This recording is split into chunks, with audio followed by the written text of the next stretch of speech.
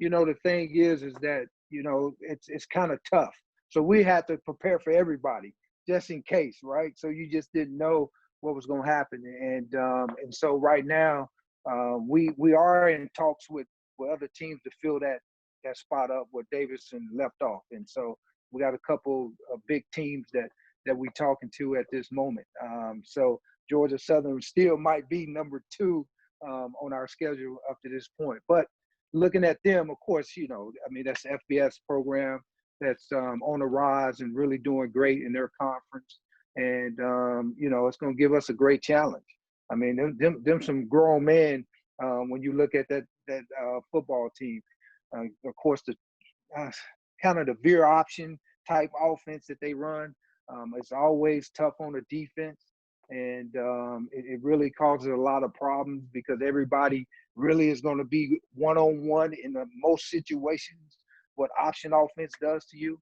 And they got athletes that can make it happen. And so I think defensively, they would definitely be one of the best defenses that we'll see. They're very athletic in that 3-down defense, and they really cause a lot of problems for an offense because you don't know where that 4th and 5th and 6th guy is going to be coming from based off the fact that they only got 3 down linemen. And so when you look at that stuff, it makes it tough. Hopefully they look at us and they say, we're going to keep it real simple. they don't do nothing, that's going to be too confusing and just line up and just play us. So that's what we're hoping.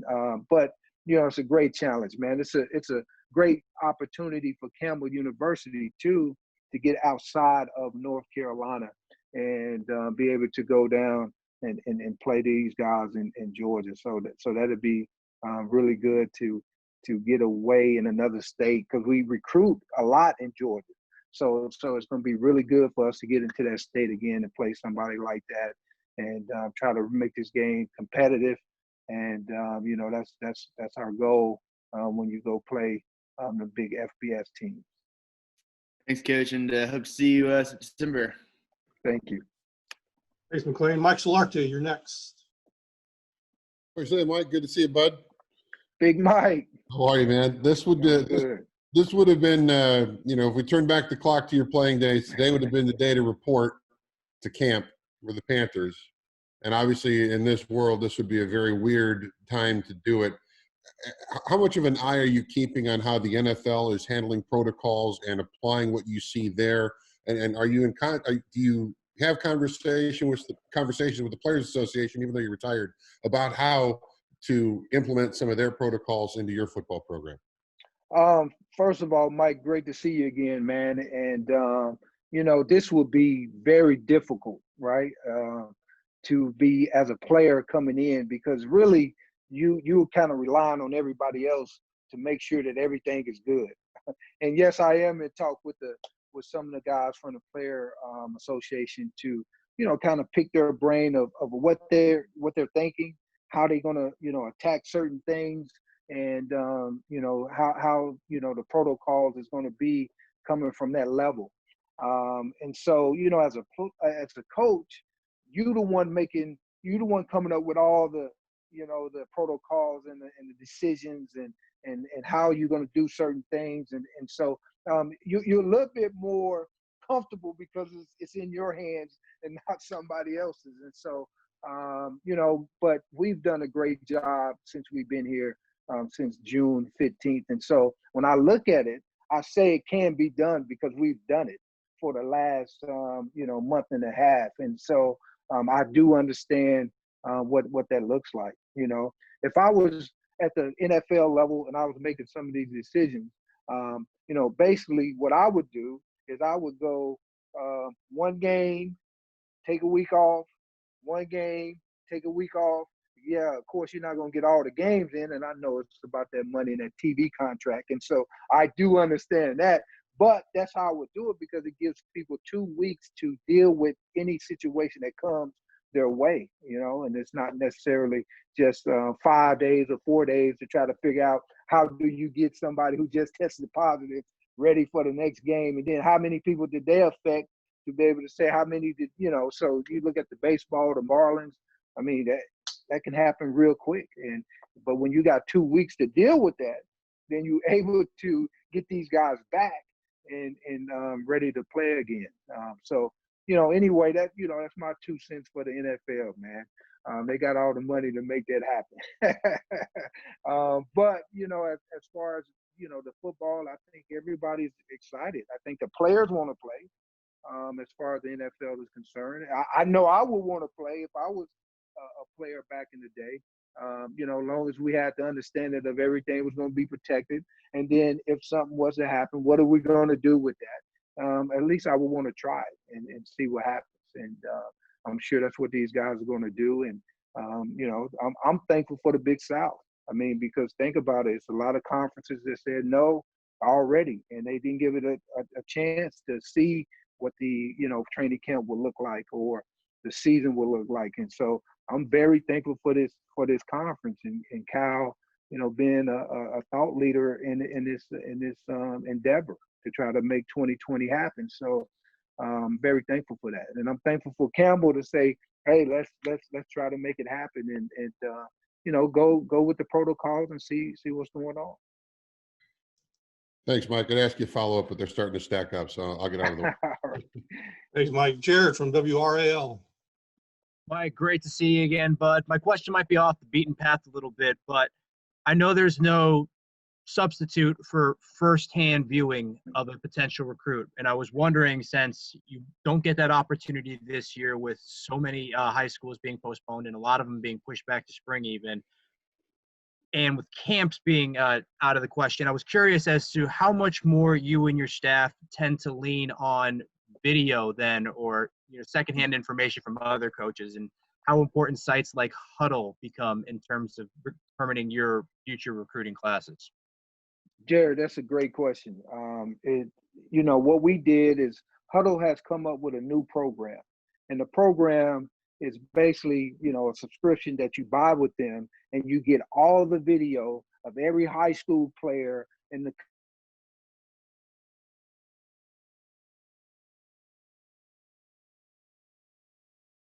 all the way up to his junior year. And of course, you would get if they do play his senior year, you would get it. So you get all the film. And I think that's the most important thing, is that now you get a chance to watch every single game, and you get a chance to watch every single play with this player to learn more about him, because you're not going to get that senior film. And then you got to now project on what he will look like at this point, right? So you got to find out, did the kid grow? Did he get faster? Did he get bigger? And I'm sure we'll have some of those measurements that then now you got to say, well, if he was 5'9" here and now he's 6'2" here, okay, this means that he should be this much better, right? And so this is how you got to project. And so it's a lot of that going on. The great things, I guess, with the Power Fives, with the Alabamas of the world and the Clemsons of the world, they're going to get the best player. So you really don't need senior film to know that this kid can play. And so I think what makes it hard for us is that, most of our players is guys that you kind of recruiting through their senior year. And now you have to put your neck out there and step out a little bit and see what you're getting. So it makes it very interesting. But it also gives us, some of us guys, an opportunity to steal some guys that might not was on the radar their junior year, okay? But they fit us, and we know they fit us, and so you go after a kid like that. Like we were the first guys that offered 6'5" tight end from the beach area here in North Carolina in Topsail, okay? 2 weeks later, he gets all kind of offers from FBS people, right? But we was on him first, and hopefully that means something to him. But that's the type of stuff that we're doing from a recruiting standpoint. It's got to be a lot of film watching, and it's got to be a lot of projecting. Thank you so much, bud. Great to see you. Thank you. Thanks, Jared. Jeff Hartzell, you're next with Coach Minner. Hey, Coach. It's Jeff Hartzell down in Charleston. Yeah. I'm just wondering, how comfortable are you sending your guys out to sweat and bleed with each other and then against other teams? this fall in the middle of what we're going through? Yeah, Jeff, great question, man. It's tough. I mean, who knows what's the right answer? And I think when people have uncertainty about what's the right thing to do, you're gonna have questions, right? And so you again, I think the biggest thing is that you have to follow the protocol, whatever that is, from the CDC to whatever the NCAA is talking about, and then whatever the Big South is going to come up with, and then what we're doing as a university. And so you have to rely on that because that's all you have. And once you rely on that information and then you come up with a plan, then you go forward with that plan. And that's basically what we've done from the beginning. So if we here since June 15th and we've been living with this and we know what the protocol is, we know how to contact trace, we know that if somebody comes up positive, what to do with that we're not going to panic. And I think that's the biggest thing in life is that it's about information. The more information you get, the better you're going to be to respond to any situation in life. And so that's where we at now. I know without a shadow of a doubt what it is and how to handle the situations that come up. And so we know what that is. And so I think from that standpoint, I'm very comfortable and I'm very confident in what we're doing to keep our guys as safe as possible. Some of the things I look at is I say, okay, if these kids were not here, and some kids, they live in situations where, let's just say that they wouldn't be getting tested. They wouldn't be, in situations like they are right now with us.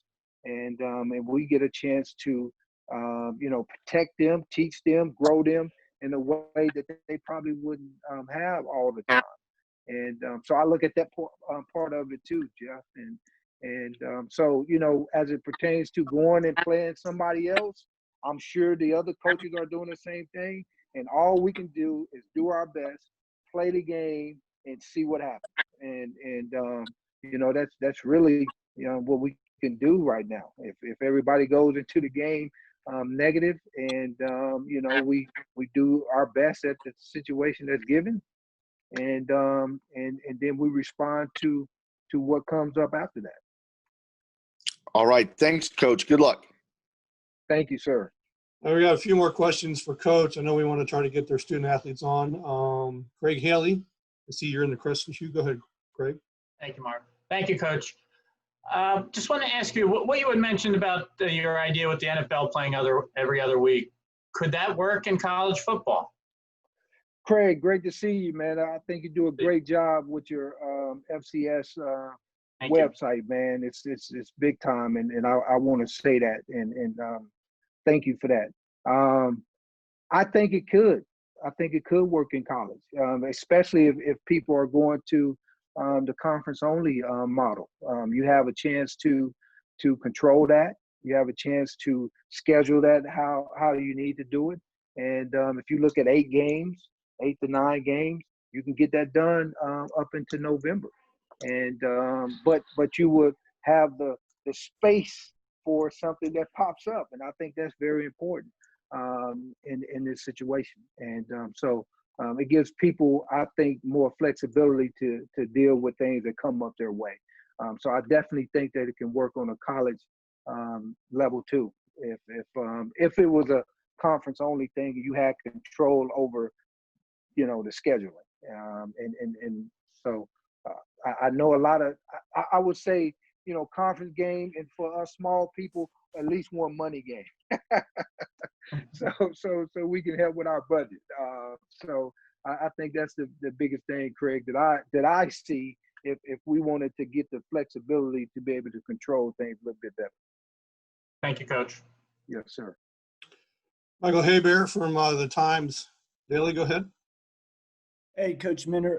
Just wanted to ask you, Campbell's one of the few teams that's played North Alabama since they started in Division II, obviously split the last 2 seasons. Just kind of wanted to get your thoughts on, takeaways from them as a program and kind of see how you see them evolve since they started, here in this conference. Absolutely. Great to see you, Michael. And I know you're in that great state of Alabama. So let me say this, man. North Alabama is going to be one of those teams that you better be ready for, okay? Because once they get full going into Division I and they get all the scholarships, the 63 scholarships awarded to them, it's going to be really tough to play these guys. Of course, they was a powerhouse in the Division II level, and it's going to be a matter of time where these guys is going to be competing for the championship here in the Big South and also going to the playoffs. So every year they done gotten better with their talent, and its coach is doing a great job of getting the right type of guys in there, and you can see the progression of a Division II team to a Division I team. You can see that progression. That's all you want to see, because it was the same thing with us. Of course, we weren't coming from a Division II level. We was coming from a non-scholarship level, so we had to go from 0 to try to get to 63. So I know the struggles that coach is dealing with. He's done a great job of making that happen. And again, man, his talent level, from year 1 to year 2 was like unbelievable. Them big old boys he had up front on that defensive line, I'm like, where they come from, right? And I forgot he was in the state of Alabama. That's probably where they came from. And so I think he's going to get a lot of chances to get now drop downs that come from bigger schools that want to continue to stay at a D1 level. And he's going to get the opportunity to do that, whereas when you're at a D2 level, some guys probably won't go that far down. And now he gets a chance to collect those type of guys. So, North Alabama definitely will be somebody that everybody's going to have to deal with here in the near future. Appreciate it, Coach. Yes, sir. And Coach, last question for you is from Aaron Summers. Go ahead, Aaron. Hey, Coach. It's good to see you. I know last season you ended on a 4-game losing streak. You were really close in some of those last final games. What are you working on with your team mindset, mentality-wise, to kind of get over the hump and become one of the top-tier teams in the Big South? Well, great to see you again, Ms. Aaron. I think that looks like orange, so if it's not, we're going to go with that.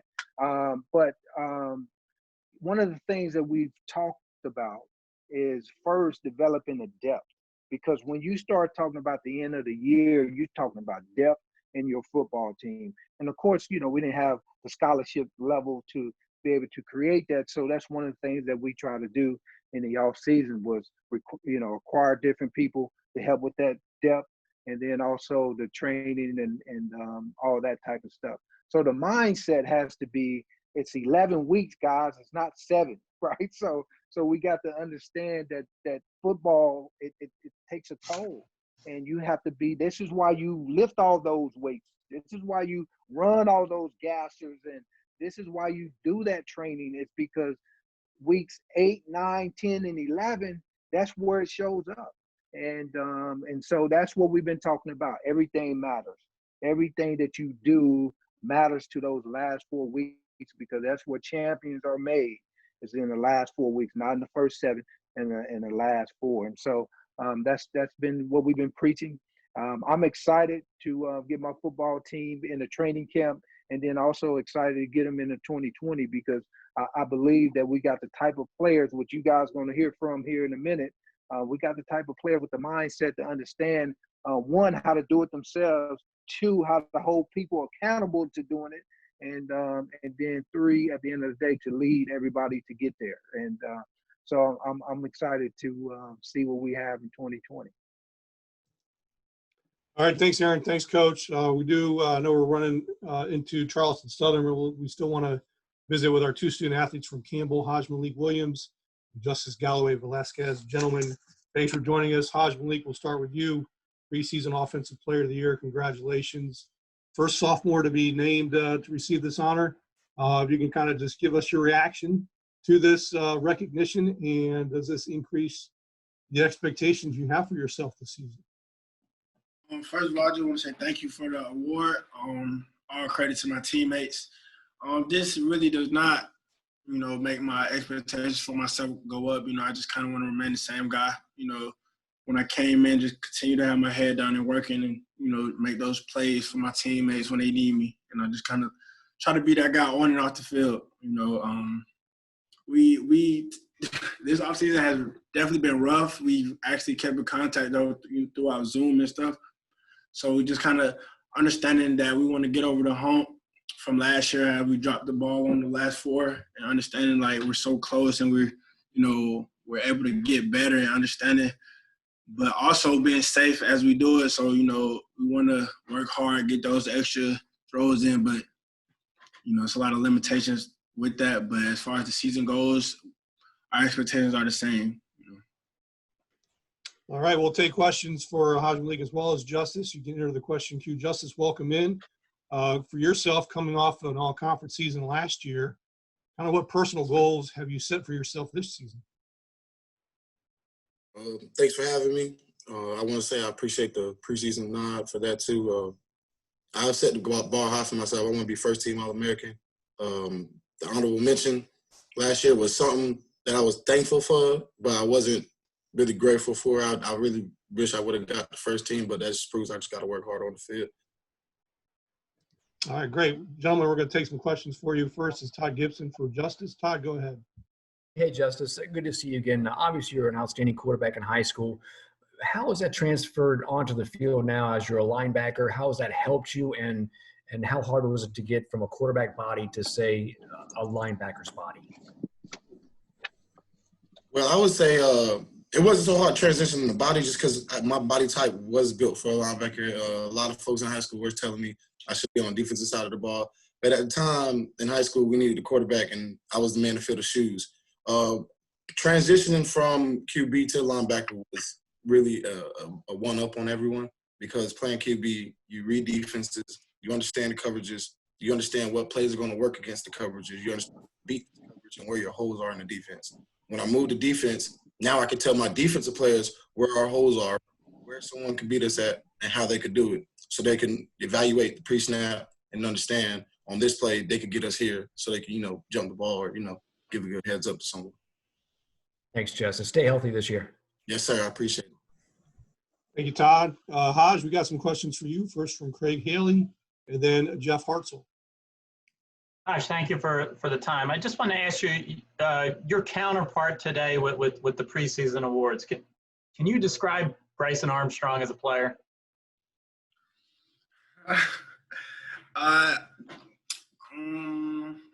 You said describe Bryson Armstrong as a player? Yes. Yeah, he's a very good hard worker. He works hard, comes day in, day out. He continues to, up the team and make sure that we understand, our situations and stuff. So, he's a guy, a very good dude. All right, thank you. Jeff Hartzell, you're next. Yes, Haj. This is Jeff Hartzell down in Charleston. How are you? Good. I'm wondering how you and your teammates are feeling about going out and playing football in the midst of this pandemic and all the uncertainty going on around this virus. How are y'all feeling about it? As much as we want to play football, we definitely understand that it's a lot going on in our country, stuff that goes beyond football as far as the pandemic. A lot of people in my neighborhoods and stuff like that are getting, shot down by police. So it's a lot of stuff going on that, can be overwhelming to our athletes. But we, Coach Minter does a great job of having us come together and really embrace the family and understand that we must protect the bubble. That's what we preach a lot. So, the trust that we have within the team, that everybody will do their job to, wear their masks when they go out or stay in, just be around each other. That's really where the confidence comes from, being comfortable to going out there and competing. How hard is it to protect the bubble, as you say? It's not really hard. When you're around guys that you enjoy being around, it's not difficult. We find the slightest things to laugh about, and when we're around each other 24/7, we're really the only people on campus right now, so it's really not that hard. When we go into the calf, all we see is each other. So we're eating together, working out together. So protecting the bubble isn't that hard. Even on weekends, the most we might do is go to the pool, and that's just with each other, So it's Will it get harder when school starts? We have a great plan for when students come, but you're definitely going to have that temptation of players may want to go out and be college students, and then at the end of the day, that's something that they have to understand, that not only will they put themselves in harm's way, but understanding what we have and what we plan to do in the fall. So we are grown and we can handle the responsibility. So I trust our guys to make the right decision. Thanks, Hajj. Good luck. Thanks, Jeff. Next questions, Rod Baxley, you're next. I know you have a question for Justice, and then Donnell Colley, you can follow Rod. Hey, Justice, good to see you, man. What has the mental approach been like since you guys got back to campus in June? Good to see you too, Mr. Rod. And since we got back, I was one of the first guys to come back on campus, and since then, the coaches have installed a plan and precautionary things to help keep the spread of that virus down. And everyone has been following it the right way, and we feel pretty good about what we got going on. We just got news that we are going to have a season, so I feel like everyone's got their head on straight, and we're looking at playing the 2020 season. As a leader, how do you navigate that, not knowing truly what's? Could you say that one more time? Sorry, it was a little shaky right there. Yeah, sorry, man. As a leader, how do you navigate the unknowns, not knowing what's ahead? I just try to tell them, just watch the older guys, pick up from them. I don't want to be too hard on you first game. I want you to evaluate the college life yourself and come to me if you have questions. Like I said, I'm here for anyone that comes here. The freshmen that just got on campus, they're doing very well with following the coaches' plans. They're doing very well with staying up to date with announcements and all that. So as a leader, I do try to take up my part and do what I have to do to keep this team going.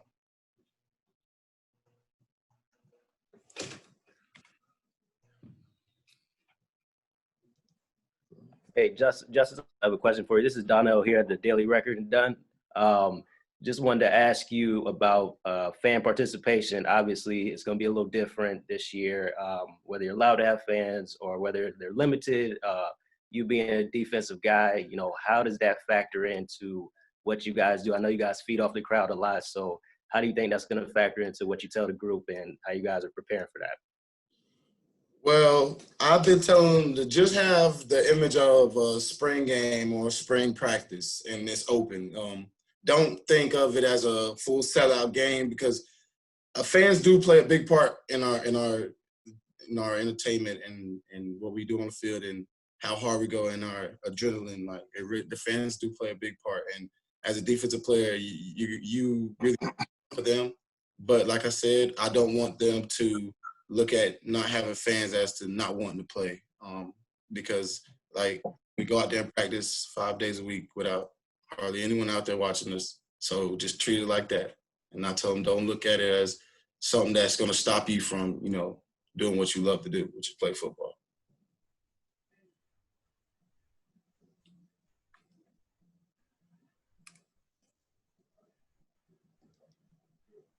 Donnell, anything else? Mark?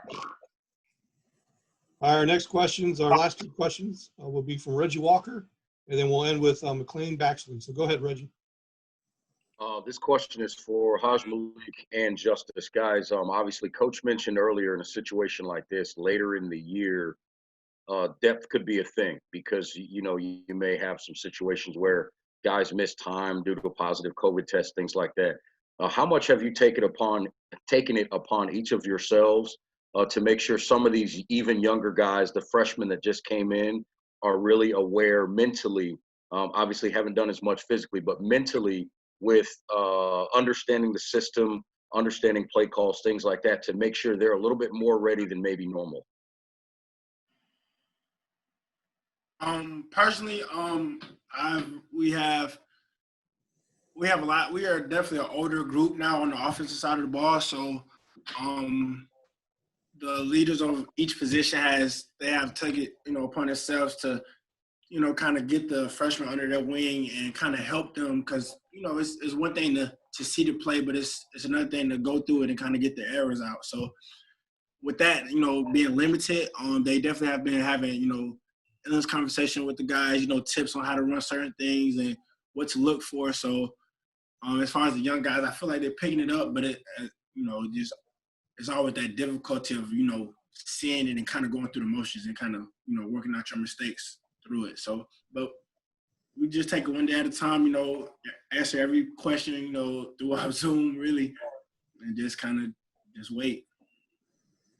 Yeah, picking off of where Hajj was saying, we're trying to stay on them pretty tight about getting into the playbook just because we're not in our face-to-face meetings like usual. We're not doing practice and walkthroughs. We're not able to, you know, get in and do extra work in the weight room and stuff like that we want to. So a lot of things that were normal back then that we could do to help incoming freshmen are not available now. So we just have to be, you know, use the resources that are available to us as much as we can, which is like what Haj said, Zoom calls, FaceTime calls. Sometimes we have guys in the apartment only up to a few players, and that we go over plays with. I want to say anything we can find in the house to place down as a offensive player. We try to do that so you can get a visual of it, because a lot of guys learn through the visual way, not just by someone telling them. And that's what comes with the extra work on the field. That's where I said we're limited at. So a lot of guys are not going to learn that way that they can learn the best way they can. So we just try to help them as much as we can.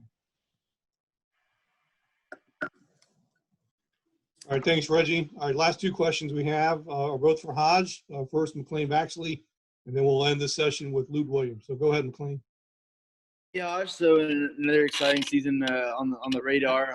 What games are you most looking forward to outside of the Big South schedule?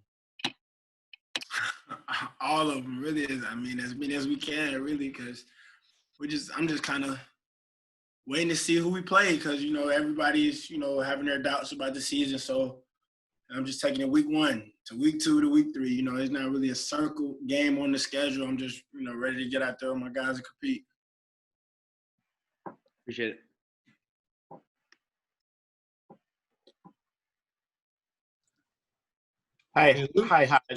Hi, Hajj. This is Luke Williams from the Black College Sports page. Tell me about the origin of your name and whether you know that this week is the week of Hajj for Muslims around the world. I'm a Muslim also. And I thought, yeah, I'm new to the conference because I'm coming in to cover it with Hampton and A&T and others coming. But tell me a little bit about your background. I see you're from Atlanta. Yes, tell me about your background in terms of that name.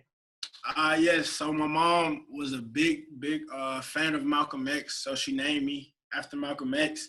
My mom is not Muslim, so she didn't really kind of force that onto me. But, you know, my family members around are definitely Muslim. So growing up, you know, not really understanding, you know, the name and how powerful it is until now, you know, I kind of see the world around me and understanding what it is to have, you know, this skin and from day to day, the challenges that it brings on itself, you know, and, you know, as I continue to help myself get this pedestal and this voice, I kind of want to use it, you know, to the young guys back at home, you know, in Atlanta that just kind of don't really understand what's beyond the situation they're going through. So, yeah, the origin of the name, it speaks volumes, and I understand that with that, you know, it comes a huge deal. So that's great. And just a little follow-up, if I could, Mark. Hajj, did you think you would have the kind of success you had last year in terms of, you know, the accomplishments you have, and how does that compare to the kind of high school career that you had? So when I left high school, I enrolled in Army West Point, and then, you know, just the football situation really wasn't it for me. So coming here, you know, I definitely had to chip on my shoulder to prove, you know, not only to my teammates that I, you know, will be their starting quarterback, but also to myself, you know, that everything happens for a reason, and I can't really dwell on the past, but just motivate myself to keep working. And, you know, as you do that, you know, the fruits of your labor will be, you know, it will come out. And I definitely got with Coach Matt. He helped, you know, kind of get my mentality correct, you know, because I was kind of a little off, you know, a little down, like what I'm going to do. And so when I came out, man, he just really just told me just play. And when you have that confidence from your head coach to just go out there and play, you just do your thing. And it so happened, a couple of awards came my way, and I'm thankful. And just trying to get some more wins and get the rings. Thanks a lot. Yes, sir. All right, Campbell, thank you so much for your time today, gentlemen. Really appreciate it.